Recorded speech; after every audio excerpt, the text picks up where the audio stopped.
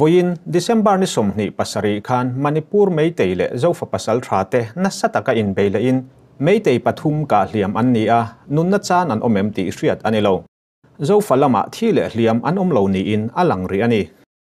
vawiin chohmadar som le minute somli panga vel khan Meitei chen na bial Imphal East District le Zofa te chen na Kangpokpi District in Rina khua sana sabi thamna pokpi le tuiching sai bol che vela inkap tranin zanindar ko le achan vethleng khan anla inka chunzom arambai tengol le an sangoi zone pui Meitei help pol rang te baka Manipur Police Commando te chu tukin khan Kangpokpi District dai fema Zofa te chen na beiturin lirthei tam takin an thok chuaka chohmadar som le minute somli panga vela tangin Zofa te chen mun hi an beitranta ani ama ero chu henglai che vel hi aral muan lo awangin Zofa te hian ral veng tu engemozat an lo da sa baka an buaitir lama Meitei hoin an chhuat tlang mi tam jok chuan a hu hova in bor khomin an khorau san to te an lu le to hloma hei wang hian an ma ni beitum tu te hi rang takin an lo chang le thei an ral thuam nei that le tual cher lai pui Pialral Express an tiang chi ten an lo chang le ta silai puak ri chur kara akha tokin bomari le dur thin Zofa Pasalṭhate hi tlang chung mun sang zoka tran mun khuaran ni awangin an chana tha a an lai pui hian tlang noi phai zola Meitei kho engemozat a cheu dara sana sabi le thamna pokpi a cheng te chuan an khua hi lua zui ngam loin an tlan dar chuma CRPF le Central Force dang ten mun him lama nu nau thiar chuat na hi an thokani tuntruman in be na hi asatli alo hle a an kara tlajep buffer zone om Central Force ten thel tumin beingial ma se a khoi lam ma in an poisak lo wangin an thel theilova chu wangin Central Force te hian a inkap me ka te thel tum loin an lir thei phonei nen mun him lama nu nau thiar chuat na an thupui te zokani tukin chohmadar som le minute somli panga a inka nana satak athlen nu hian reilote an han chol dai loka a hnu lok chohmadar som pakhat le achan va vela ama ayana sazokin an inka chunzom le ngala an chol deuh wang hnuwa chohnudar thum vela tangkhan ama zong aya nasa in be chunzom le in zana o chhota ani tuntrum inka na hian Meitei pathum chu chiang taka kahhliam an ni a bomina den fu thi le hliam an om ngei rin ni ma se nunna chan an om thu tar lan ani lovani heng Meitei pathum hliam te zinga pakhat hi an helpol UNLF mi le sa ni in arambai tengol member pakhat kahhliam ani boka anin ka tran na mun sana sabia Manipur Police Commando pakhat kumsom thum pasari mi ke haridas chu adar veilama kahhliam ani a vawiin chohnudar thum le achan vel khan Jawaharlal Nehru Institute of Medical Science panpui ni in zai ngalani ang an kahhliam dang pahnih te hi helpol mi le sa an ni awangin an hming an thupa in kana bul hnai tual chung damdoi ina dalu an ni tuna chuan ground report ilo ngai thlang u Pholeng masa in kan unaw Zofa mi zo khovela om zong te zana le du sakna sibai ka buk rualin Christmas sibai pokaron buk che u ani Manipur ground report kan siat thi ang te kan han pele don ani amasa in tukin jing dar rian borve da tangkhat Manipur tuna tuichin saibul kan ti lama hian in kana atheng le a hela in kana huna hianin chanchin kan han siat theida na chon Meitei ram noi ni arambai tengol te UNLF te le KCP kan ti te ram noi mi arang te po an ne an zawai hianin motor tam tham takinan ron thoka tuna tuichin saibul kan ti lam hi an ron geyania kan una an te hi hetayan e sodnu dar khatwela chanchin kan lo hian dana chuanin in kana hi dar sompani vel thingkha e in kana hi akal zela hetayan Meitei ho ni pathum na takin an hiamani eng a hiam te jinga hian arambai tengol pakhat UNLF ho pakhat le Police Commando pakhat pathum anian vai hianin heta athiaman ti hi Police Commando Haridas kumsom thum le pasari ani hi aveilam dara silai hian kafu ania Meitei ho hianin na thi te hian soidu lova tuna hianin athi te po om ngei turin kan ring ani tui chin saibul sana sadi thamna pukti tui nom jang khang area kha ani anin kana tin tuna zai ngang pukti litan kan ti ukhrul kong lama helama po hian in kana atling le a helama hian police commando ten an unaw Meitei te vatan pui tumin police commando te po hi motor thanin tok takin tuna zai ngang pukti lam hi an panama ro chu sipai army ho khanin konga hian a kham thei zong in case par bulletproof motor hi an lo da a kham te wang khat an lut thei talawa Meitei police commando te le army ho in kara po khan ani nor na sabiyo ani ti kha video atang po in mu thein a ombok ani ichuan hei tuna dar le achan ve bor ve la khan tuna ka than soita tui chin saibul kan ti lama khanin Meitei ho tam tham an thok le a anin kap na sakho mai an kar la ka khan man jana ka than soito khanin illuminating bomb kan ti ka en na kha sipai te po nan ron kap thi na ni ma ro chu khang te po khan poisa lo anin kap reng to sia sipai ho po na tuna ka chonin in thu in du to kin in dei ro wan pia sipai te po in dei thu khanin thalna an pe ni to om takin chanchin kan sia nin kap na sakhop maya urang pat an tia helai an in dei da pon ni kan unaw Zofa tuna kan village volunteer le kan Pasalṭhate po hoisin takin an changa tung try na min lo umzi turin channel lo clear tu zong te po kha kan ron som cheu an ron tia tin hemi indo na fila changa thutsa an ron soi pakhat emergency di wan ron soi chu tuna heng lama saibul bungpi area lama atanga tuna kan una volunteer te chan tui tura kalho zong atu po ni se tuna simulan ron ten don saibul ni lovin simulan ron ten don hemi konga hian motor eng light kha object turin thu an ron sa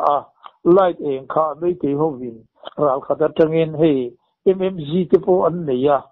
heng tin motor bomb deu ka pha te po kha an neya chung te chuan an ron ka cheu a thau omani chu wang chuanin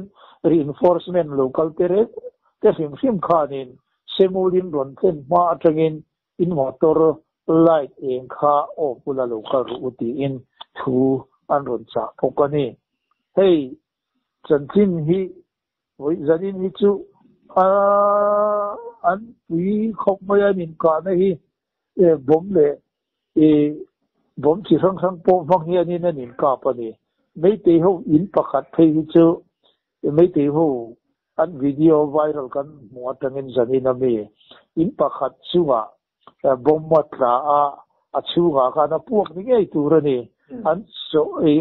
thleng tuna thlenga an khorsa khang te po kha ei theilo khanin an tlan chevik ani khang te po kha video viral in mu turin a oma in ka na chu ana mai lo he ani ti hi a khiat thei ani ti kha chanchin kan han pon thei te ni imphal kho pui chung lablai bazar a po tu na hian enge buai na thing kan felowa electric ban te an khom ria Meitei mi pui an tlan khom le a chu tiang chuanin zanin a hianin anin be na sa he ni ti kha chanchin kan han khiat thei da na ni a tin chu lo wa chuan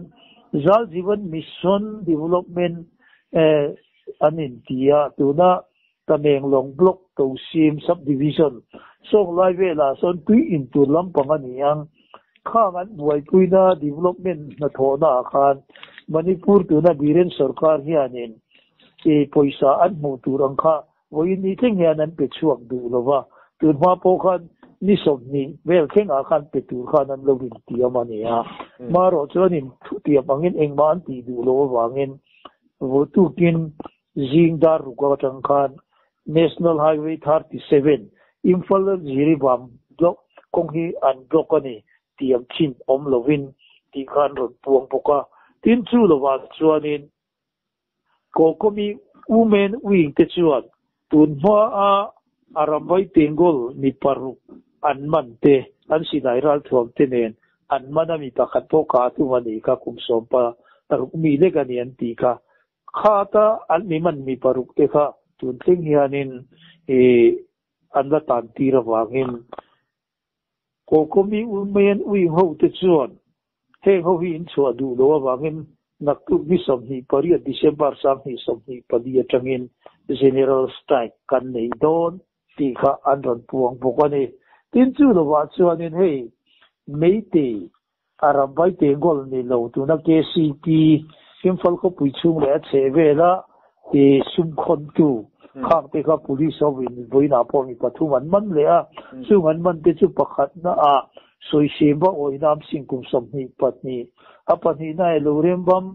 chingkhei ngan ba kum som ni pakhat apathum na hi ningombam jirit sing kum som ni le pathum heng ho hianin mi puite ji nga poisa an khon thi na ni ti kha chanchin kan lo hiat da na nia tuna an poisa khon na demand lit tarte le thildang dang te pon ku ta tanghen man an ni bokani mobile pathum an chu sak bok ti te kha chanchin janina ta na tang puya kan han soi theite ania tuna hian inka na hi tuna chia hian voi khat a han re le a amaro chu inka na hi a tling je lang ti kha chanchin kan riat da na ni tin chu lo wa chuan ramri chungchang thu a Indian Myanmar border khang vela protocol kha ramri a inkalpo velna tur chungchang thu kha Ministry of Home Affairs atangin protocol kha chu ania khata an thu chu a khan zero line international boundary line atanga India ram chung kilometer nga thenga omte in zero line atanga Myanmar Burma ram chung kilometer nga thenga omte khanin Assam rifle te na vasoyin India ram chunga lutin an suak theya chutiang bok chuan India mi te po Burma ram chunga an suakin an lut theyani ti kha khiata ni awangin Meitei ko komi ho chuanin nasatakin an dung oi lo thu an ron puanga hetia nga phalna inte kani chuanin India ram lama hianin mitam tak an ron lutanga an om se ngeyang hi kan du lowani temi protocol in siam hi withdraw ti le ro uti in an dung oi lo thu te an ron puang ti te kha voina ta na Manipur gang report kan han te theite chu an nia more lamte palel lamte tin ting no pal lamte tin tuna sugunu kan ti te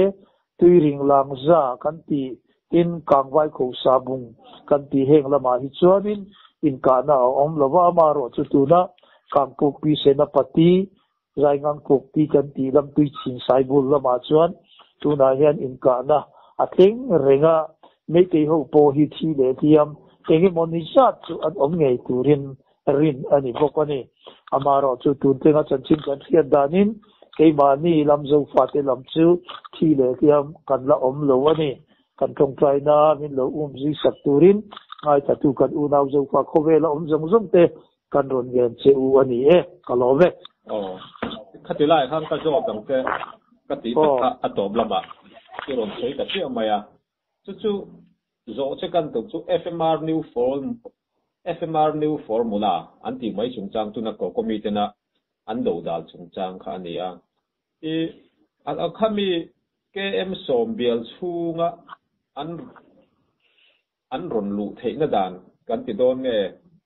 ram ria duty Assam rifle te ne na khan phalna an la anga token ang dewani ven chu ti chuan India ram chunga vawiin ni sari anom thenga ni sari nuwa an let le khan kha an let le ngati kha ni ta ai tak chuan api khakin Meitei ho te khan engwanga Myanmar lama tanga ron lu tu te kha kuphur em a hlau em nge an dia engwanga han do dal vak nge an ni le hey achan le awang chu chi chu di ti in ka han soi the mai lova amaro chu Myanmar lama tanga ron lu tur an lau em na chan hi tuna thil om dan te kan han tir chuan kan ria a KNAB kan ti Kuki National Army Burma kan ti te hi an ral khang ve khop maya Burma ram chu nga sonin in do no le in be na apia nga hian an ni ho hi aral matong le apu satu ber hi an nia an huai senin e Burma si pai te po sonin an dol lo na sa ani song te so ke ma ni lama an ron lu tu hi Meitei te ho hianin an lau na sa le ani ti ka ke ma lo mu dan le ke ma lo thir dan ka han san thei dan ke ni e thế chuan ani la tuna anin ka na chung changa hian ei national media hi kan mu masak na alang sar berania ti mai ang hemi India ram khuap anga kan an riat theina chuan an ni hi chuan thil hi adat lingin an jiak thina Meitei hoina an feed ang angkha ani maya an han ti dana chuan tu king jing dar som le minute somli panga khan tang lamatangin kuki silai kengten bom le silain a che vel Imphal East District chunga Meitei ho an beichia maya chuta chuan a an ma ni buaina siamania tun thum te po hi a chan chu in lak san an du awangin heti an tactic rang hi an apply a ti ang zong te khan social media mi ti nen lam khan national media trend khathian an chuata chuanin a Zofa ti mayang atlang mi tena anin ka pui po hi Meitei mai ni lo khan security force central force te an ni thu te kha an tar lang dai mai ani ahliam chungchang a hi chuan police pakhat ahliama te chuan pakhat in liam dang le hi chu hetilai Meitei village volunteer kha ani an tia hliam po hi pani angin an ni hi chuan an tar langa chu le lama chuan tikhani hne na tang thu dik kan han ria he ta aminol puina kan han riat national media ina diklo lu tu ka thilan tarlan thin de khanang ma kal tangin adik zo rin tak zo kan han sa sim hi alom om katia atar lang tulang sa ber la hi press trust of India PTI kan ti hi alani zui le ngala le lama chuan thu dik lo thil alet lim zong hli an tar lang na salu tu khi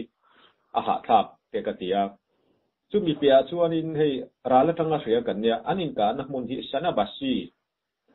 le thamna pokpi an kita hi anin ka na vel hi Manipur po na omte tan chuan hriat thiam a har mai thaya tia kan han mu ve chuan national media ti le thina khata kan mu kha chuan Imphal East District chung ani a chu tang mi te hianin an ram repelin an zu be ani tiang zong khan an tar langa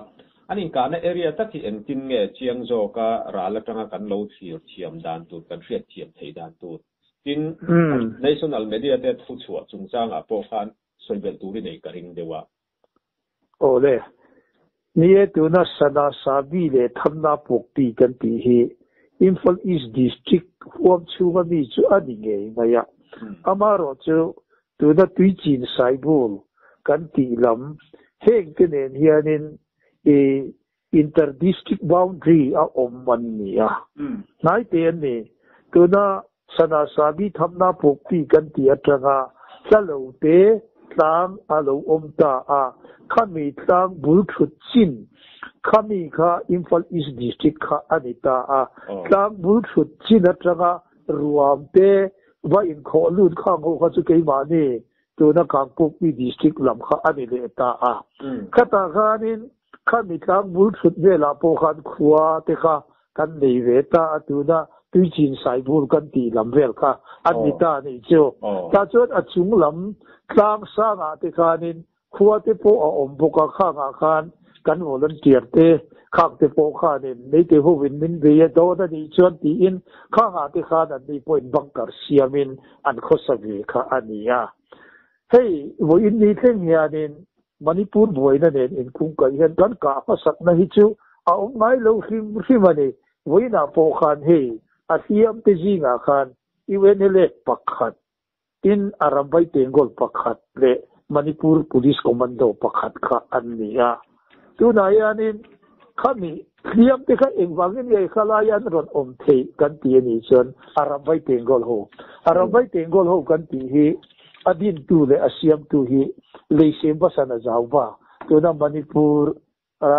tuna Rajya Sabha MP le Chief Minister Biren Singh atena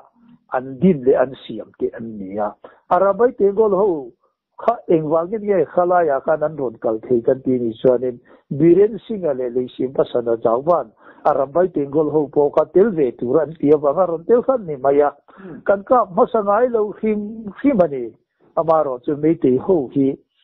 an ron min ron ka masa anga khata khan ale ding zongin tuna PTI ETR te khanin ka antan si khata khan silai me pok che khan an media lam te khanin ale ding zong khan report an pe anga khati ang hira Meitei ho hi tlan la an nia su wang chonin hey on ground na amuna changa report ron pe tu te hianin engtik la ba in keinin kan vaka pasa ti hi an sei ngai lo hima silai net pu ka ron dei tu hi chu Meitei ho hi an ni fo thi na ne nimin tia khang ni som ni pathum zan de la te po khan an ron kap na chu bun tam taka khanin Meitei ho min ron ka na hi na tham sia han sam le turpo ni la silai mu le ral thom silai mu hek na mai an tia an sang du ngai lo ne an ron ka atia nga chan thei chu ni se in ka da hi bun tam taka o mangama ro chu e kan sei to am khanin ngai te min ron ka phak ba chin an lo kal hu na song lo thei lo thi la lo do le lo thei lo kan ram kan ni puite chan da na thei patop chua kan lo do le re kha atul ta thi na ni chu ka han soi apakhat na ni se izo na dang le pakhat kha enge kha a khom na lai vel kha kan in zo ber kha chunia chuan ei to thli hi enwanga chuange an ni o ti te kha ril ruwa a omati mayang tuna isoi zul zui deuh khan atlang mi te zo kha an mani zu bei ang hlir khan mi an chua hi engwanga hetianga a victim role hi a majority zo khian han apply vak wang nge an ni ang le ti te ril ruwa a oma chuba ka chuan asiam chungchanga hian police ba khi antar lang du lawati mayang mu malin a kumzat te akming ke po police pa che hi antar lang he hi engwange ni ang police pa che antar lang ti mo akming hi police pa che hintar lang mo PTI po hian PTI po kha antar lang nga achan chu police pa kha nin khami bullet injury a sarkar taga zang na dom no le enge mo compensation na mu turte lakin a phei chonin ani po kha enge president medal mu turte po la recommend mana khatiang tura mala vek khan ya Meitei ho chu dot an soi na sa chu wang chonin ni chinayen soi to ang khanin arabai tengol le UNL pa king kha chu an ron soi du lo wa ni amo soi du lo khang te po kha ram noi mi ho wan ni awangin an soi lam du lo wa ni ti kha a toi zo ma kan chan thei dan che ni mai ke chuan zo na pakhat kan la nei chu thaya tlang puin tun hnaya in be na a chuan na mun hi Kangpokpi district le Meitei ho in rina lai ani zela Kangpokpi district chung ti mayang apa a buaina na sat na thin suknu te more lampang te atnu dewa an buaile na Jiribam district lampang te khati hian a thoma dai ta engwanga atira kangwai vela thomna te usi ka Kangpokpi district hetilai che vel hi target peak ta viau nge an ni ang le ti kha hria ta cha ko mani helam pang tuna Kangpokpi lam tuna tuichin saibol lam tuna sana sabi thamna pokpi kan ti lam hi Meitei ho tam na mun ania tin keini tan reinforcement for example in lamka churchan purlama kana kal turpo ni la awasa thamta ne helam heng wa then na tur hi chonin sipo chu German ro tan kalama he ta mot bunglama khata khanin Kangpokpi an thenga chu ta changchon an kal le nga tuna tuichin saibul lam hi then theina ni chawa asa tham mane tin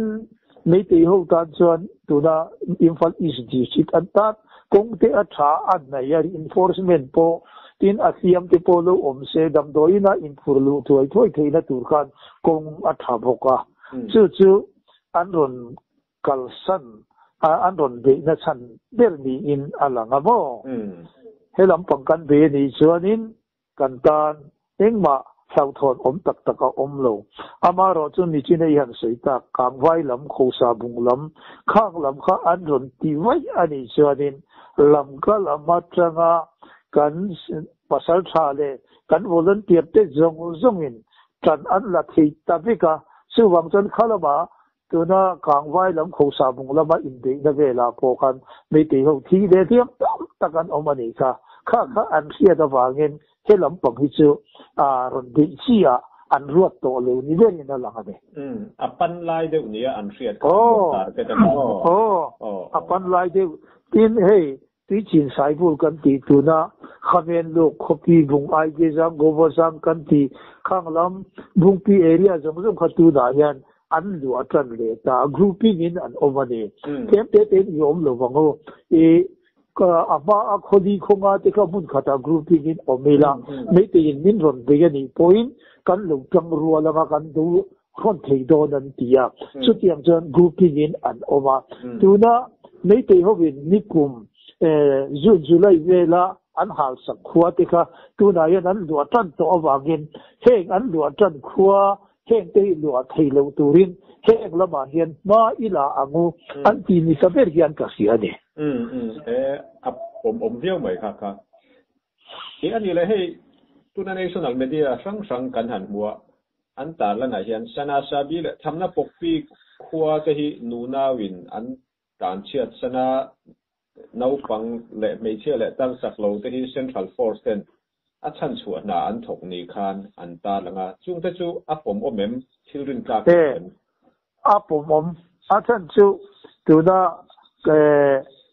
tuna thamna pokpi sana sabi anti khami nai lok tuna tlang ram ke ni Kampukpi district lampang khami tlang atrang khanin silai le bominan han kap ve kha Meitei ho an in khanga te khan in chunga te khan bom kha thla ania apuak ngai poina rin oma khata khan thi le thiam te po an om rin arin omani khata khan an chokhor an chotleng a le ei lo le an ei zo to na hu nge te niang khang te kha an chotleng te kha in chunga kha na thang rem ruma so te kha bo rem ruma khang te po kha mu turin oma khata khan an mi singan om to lo wa tu na arambai tengol nge niang Meitei dikun nge ani lo le iwenele nge ka khelo an ni ho kha khami bom tlak to na hu in chunga kha nan du ta khang an video te po kha ron viral in pu theina oma khang layan ni te ho kha tuna case par bullet proof khanin mu jim jok la ma khan an thiar niom takin ta hiat theya kha nu da le ka hiat dan khan san thei dan che ni ti chuan hei atop nan tak engemo tuntum kan boina chungchanga po kan volunteer te atang pon ngen na a oma tuna kan channel kal tang hian angen na te po ti chua om takania ngai poimo te po inayanga an mani te na tanga ti thu do na tang te pon chu ta chuan atop kharnan enge kan income na i ground report pek lo ngai thatu te te na soi du inai ole ngai thatu te na karon soi du chu hei Indo tran tiratang in huin ni ting hianin Manipura ke ni Zofa om te hian Meitei chalram ho hi engtik lai point kan waka pasangai lova anni ho hi silai ron het puak ani lo le in ron hal hemi abul kam tu cha anni vek hian nia chutianga an ron ti ta ga chon ke ni ho po in kan mi pui kan khua kan ram san nan thei patop so in kan lo be le thina chutiam chon kan in be na mun zong a hian voin ni tling hianin atopa chon akan chetu an ni zel thin teng te hi engdang wang ni lovin kan unau Zofa khowela om zong pen du sak taka tong trai na min ron zui thin na wang ania chuwang chuanin in he na lom thu karon soya sumi rual chon hei vawiin lama tranga tun thing hian in ka na hi akal renga heta po hianin volunteer tuna indo na pila omte tranga kan han riat dana chuanin ke ni po taw lovin hei patop so in kan tranga ni chuti lain kan unau hun tin le ram tin omte khanin apoi mole tu dera chu song trai na min ron zui hi ania chuwam chuan khongai taka in song trai na min ron zui turin kan ron sa in kan ron ngen chi u ani ti in an ron soya chuwam chuan kan unau zofa khovela zong kan channel lungai khatu te khanin song trai na min ron zui turin kan ron ngenin kan ron tim che uwa hei malama hian engtin nge thil lo thing zel don ti hi kan soi thei lova tuna hian urang pat kan ti lama khei chuanin sipain ka en na ron kapin min thel puma se min thel thei to lova in ka da hi anasa te ani chutiang din puna chu kan ni awangin tongtai ki kan ma mo he ani ti kha karon soi duwa atop na bera tan chuan hei classic ania Manipur classic vote hi anabe ko mayani kan volunteer de tan hianin heng classica hak tur korlum ti te lukhum lum ti te hen glok ti te mozalum ti te theikok ti te heng te kan ma mo maya unau khovel namizo zong te khan in thei ang le in rem chat anga min ran pui thei chu ni ula kan lom de ang ti kha karon soibok ni se atha ame ole kha zong kha jani na ta na report kan ron tek thei te chu an ni e kalome